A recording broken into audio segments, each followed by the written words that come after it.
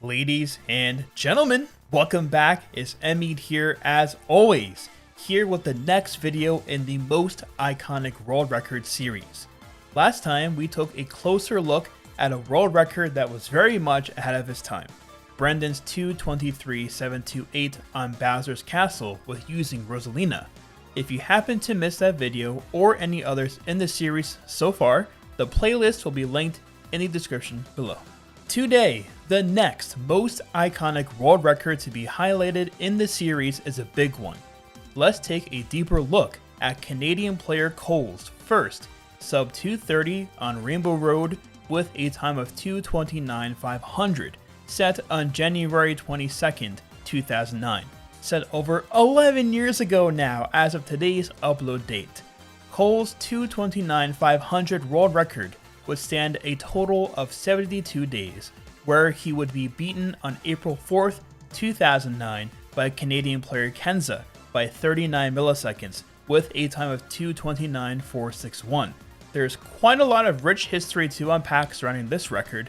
Let's take a closer look. There's a funny parallel between Cole's record we are reflecting on today and the last record we looked at last time this series, with Brendan's Bowser's Castle time. I regarded Brendan's time as ahead of his time, and to be honest, the same sentiment can be said about Cole's record here. Cole achieved the first sub 230 by a landslide by exactly 500 milliseconds in the first 9 months of the game's release. And it is without the faster shroom strategy for bike time trials here today, doing the moon jump at the very beginning. A 2:29 time on Rainbow Road today, while using the Flame Runner, is still regarded as a very good time, and Cole did that in the first 9 months with older strategies. That is simply amazing. Cole has a long history here on Rainbow Road, both before setting this record and after setting this record too. I reached out to Cole personally, and he was kind enough to answer some questions I had for him. Cole originally dethroned Japanese player Throw, also known as Fumbaba or the Bull. If the name is familiar to you, then you might remember going through the world record history from the Bowser's Castle video earlier in this series. Throw is an incredibly talented time trialer during this time period, and quickly mastered Rainbow Road himself, but with the spear. I remember downloading Throw's 2:30.782 as a new player in 2008, and watching it back and trying to replicate the driving on the spear, and it was so difficult. I felt so defeated. Throw's 2:30.782 spear world record will definitely be making an appearance in this series down the road. Some of you may notice this now. Cole's record was using the Flame Runner instead of the spear. My first question I asked Cole was, since he originally beat Throw's 2:30.782 that was done with the spear while using the Flame Runner instead, what was it that made him decide to try a different vehicle for Rainbow Road? Cole tells us that he got the idea from a video that Alvin made called The Future of Rainbow Road, where he gets the fast lap world record with the Flame Runner. This is so fascinating to me. For those who don't know, Alvin, also known as Alvin van Asselt, is a Dutch player who was one of the first overall Mario Kart Wii time trial world champions back in 2008 until the beginning of 2009. Some of his old world records will be making it into the series in the future as well. His talent, dominance, and consistency being proficient at all tracks then was overwhelming. Alvin was definitely a player who thought outside the box back then, and changing the fast lap strategy here was no different. The fact it influenced Cole to try 3 lap attempts for the world record is so cool. The link to Alvin's video Cole mentioned will be linked in the description below, but I actually want to highlight Alvin's comments from this video from over 11 years ago now. Alvin comments, "To all that believe that this is much slower, my Bowser bike splits give 2:30.7 equaling world record. I believe that there really are world record possibilities in the future. That's why I chose that name. Remember, the torpedo once was used at Wario's Gold Mine as well. Aren't we laughing about it now?" I absolutely love this comment by Alvin from 2008.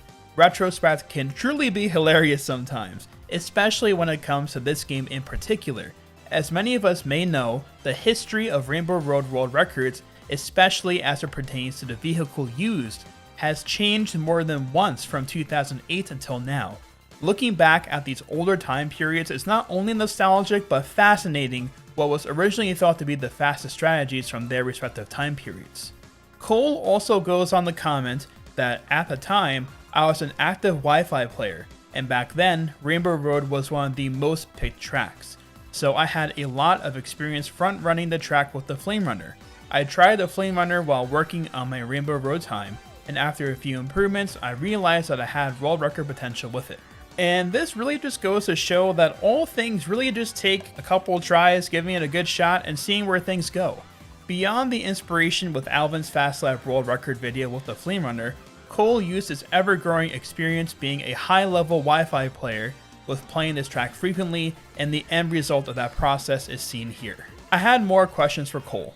My next question for him was, from your initial 2:36.22 to your eventual improvement of 594 milliseconds at your prior world record of 2:30.94, directly to the first sub 2:30 of this 2:29.500, what drove you to keep improving the time? Did you see the large potential that was on the table after initially beating Stroh's time? Cole replied with the following: I took a break from the track after beating Stroh's time. In January, some of the world records were mistakenly deleted from the online top 10 leaderboards, including my 2:36.22. That motivated me to return to the track to set a new time on the leaderboard. I improved to 2:30.378 and started getting sub 50 laps more consistently, so I decided to push for the sub 2:30. How epic is that? When Nintendo deletes your world record, you decide, hey, I'm going to improve my world record and get back on there. That's amazing. For those who weren't around for Nintendo's official leaderboards, back when Nintendo Wi-Fi connection was active, before being discontinued in 2014, amongst Nintendo trying to delete and oust hacked times, sometimes legitimate times, also world records, were wrongly on the chopping block, and sometimes certain licenses on someone's save file, mine included by the way, a couple of them, would be completely blocked from having time submitted to a leaderboard. I wonder if Nintendo never deleted his time, would Cole have tried to improve more? That's a funny thought. All jokes aside, I'd like to highlight a byproduct of Cole's massive time cuts to the Rainbow Road world record during this time period. When Cole eventually set his 2:29.500 world record, the gap between first and second place on the worldwide top 10 charts was over 1 second. 1 second, 282 milliseconds to be exact. Reflecting on this massive time gap, I wanted to ask Cole another question. In a month and 10 days, he dropped the world record by 1 second, 282 milliseconds, and second worldwide was still Stroh's old world record.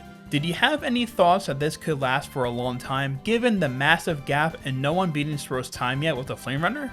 Cole replied with the following: I did expect the world record to last a bit longer than it did, since it was a fairly big lead, but Kenza ended up making some nice progress and set some pretty solid runs, including the first 2:28. I'm actually happy that Cole mentions Kenza here, a fellow Canadian time trialer as well from back in the day.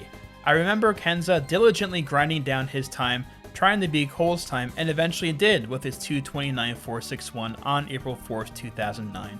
And as Cole mentions, Kenza was the first player to set a 2:28 on Rainbow Road here, a 2:28.977 on July 23rd, 2009. As far as dissecting Cole's iconic 2:29.500 on Rainbow Road, I asked Cole the following: do you have any critiques about the 2:29.500? If you remember what you're feeling during the run, if you ever had any other comparable paces to this one before getting this run, and also how you felt when you crossed the finish line, seeing the time that you just set. Cole mentions that one of the biggest mistakes in the run is the half-pipe ramp after the cannon on lap 1. I consider that to be the most difficult part of the track and the biggest source of time gain or losses. So I frequently hit better lap 1s, but I don't remember any specific paces. The laps 2 and 3 were fairly consistent for me. I don't remember what my exact splits were, but I think they gave a high 2:28. At the very end of the run, I accidentally moved a bit too far to the right and nearly hit the fence post. That would have been a pretty rough way to fail. I was surprised to see 0.500 when crossing the finish line, and was glad to get this up by such a big margin. My previous runs before this had some major mistakes, so it was nice to get a consistent run. I really appreciate the fine details that Cole mentions here. I completely agree that the half pipe turn after the cannon with a bike on this track is the most difficult part of the track. You can potentially gain so much time here cutting it very tight, or either lose a great deal of time going too far wide, or losing the run altogether with hitting the star fence on the side, which that itself has a weird hitbox as well. It's incredible that his best splits with the old bike strategy gave a high 228, at least to his memory of course.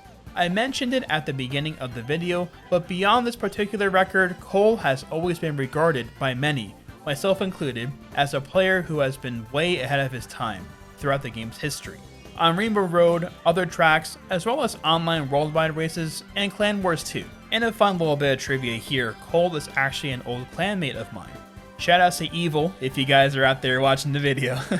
I love getting this feedback about the thoughts the player had in these runs, with Cole commenting about the finish on lap 3 before the finish line, nearly failing due to being too far to the right, and almost colliding with the fence post. The surprise of seeing an ending time is a feeling I'm familiar with too. Cole mentions this being a consistent run, and I completely agree in comparison to his previous records here leading up to this one. Since it has been such a long time since this record was set, I wanted to ask Cole this. It has been over 10 years since this time period, but what was your favorite memory, if you have one for this, about this time period with these improvements and ultimately getting the first sub 230 by such a large margin? Cole replies with, setting the 229-500 was definitely one of my favorite memories from this game. I enjoyed driving the track with Flame Runner strats and implementing the shroomless cut 3-for-3. 2008 to 2009 was a great time period for the game. I had a lot of fun playing worldwide, improving time trials, and spending time in various communities, Evil, Game FAQs, Pro Lounge, and the Players page.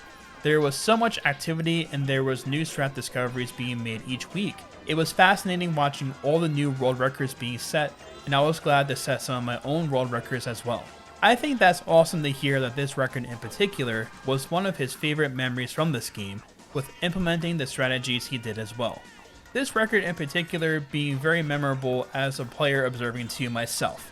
And looking back on this after so long, this is overall one of my favorite records in the game's history. I agree with Cole as well, that 2008 to 2009 was truly the golden era of the game's history, with a great mix between playing worldwide, improving time trials, literally multiple new strategies coming out each week sometimes on different tracks. And perhaps most of all, the people and the communities for this game back then too. Watching all the world records during this time period was so fun, and Cole most definitely set some incredible ones in this game's history. And as of today's upload date, Cole has set a total of 73 world records across 10 unique tracks since 2008, with this 229-500 on Rainbow Road being a very iconic and memorable one. In closing, I wanted to see if there was anything extra Cole wanted to add about this record or the time period as a whole. Cole closes out his comments with this. The 229-500 was the last world record I set without clawing the GameCube controller. In May 2009, I switched to using the right hand claw grip, and all my world records after were set by clawing the entire track. I also became more focused on time trials instead of Wi-Fi. I returned to Rainbow Road in late 2009 and got the world record back with the moon jump strat, and my driving style is a bit different than the 229-500 due to clawing. This was intriguing to hear with its playstyle on the controller changing after this time. For those who may be a little bit confused as to why controller grip matters for Mario Kart Wii, it boils down to a few things. Having the ability to instantly wheelie after releasing a mini turbo in most circumstances on most tracks is a mandatory skill and a necessity at high levels like this to set very fast times, especially in today's time trial landscape. This is achieved most easily using either the Wii wheel due to motion controls or the Wiimote and nunchuck combo, with a wheelie being done with the motion controls in one hand and the analog can be turned with the nunchuck by the other hand. Certain strategies on different tracks require turning and tricking at the same time as an example, and clawing on either a GameCube controller or a classic controller is a mandatory requirement to make certain tricks work, or else they simply aren't possible, or the time loss is far too much to set faster times. I think a classic example is doing the current Shroom strat for the no glitch Ghost Valley 2 runs. Cole actually uploaded a video showing how he does his right hand claw grip back in 2011 on DS Delfino Square to show how this looks. Watching this back still amazes me. I personally use a GameCube controller myself, and I don't think I can manage to play in this position for very long, but it has definitely proven to be very effective long term for Cole since 2009, so that's awesome to see. With Cole's closing remarks, Cole did return to Rainbow Road later in 2009, and he did reclaim the world record with a new strategy once more, the Moon Jump, which further revolutionized Rainbow Road time trials. His 2:28.812 is another record for the series to cover in the future. As I always am with making the videos for this series, I'm filled with so much nostalgia right now writing everything down to commentate. Big thanks to Cole for taking the time to answer the questions I asked him and providing exciting feedback, not only about the record he set, but much more about the time period that surrounded this run and his own thoughts as well. I think on that note, it's about time in the video where we have our heaping dose of nostalgia, watching Cole's run in its entirety. Cueing nostalgia in 3, 2, 1.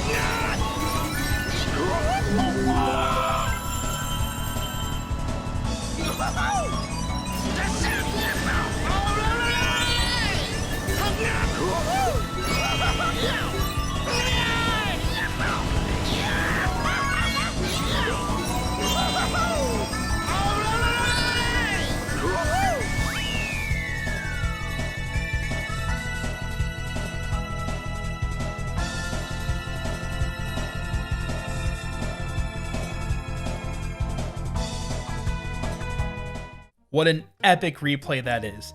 This run has really aged well to this day in my opinion, most definitely ahead of its time. On that note, my fellas, this video has come to a close. This was one of my favorite records in this series so far, and I hope you guys enjoyed this one too, with getting feedback from Cole, being the player who set this time, giving it that much more meaning and learning from things too along the way. There is many more records to cover in this series moving forward that I regard as being some of the most iconic world records in this game's history. But I want to open the floor to those of you who are watching too. In the comments below, what are some of the most iconic world records for Mario Kart Wii in your opinion? I'm excited to see what you guys comment with. To let you guys know, I do many other time trial series on this channel, including a series where I summarize and review all of the monthly world record activity month by month. That series will be linked in the description below. If you guys enjoyed the video, enjoyed this series in particular, and want to see more videos like this, please do give the video a thumbs up and subscribe if you have not done so already, as it really helps with the growth of the channel. As always guys, I greatly appreciate all of your support and enthusiasm with all these videos. I'll be seeing all of you guys in the next video of this series, where we will review Shuto's 218930 on Maple Treeway. Take care.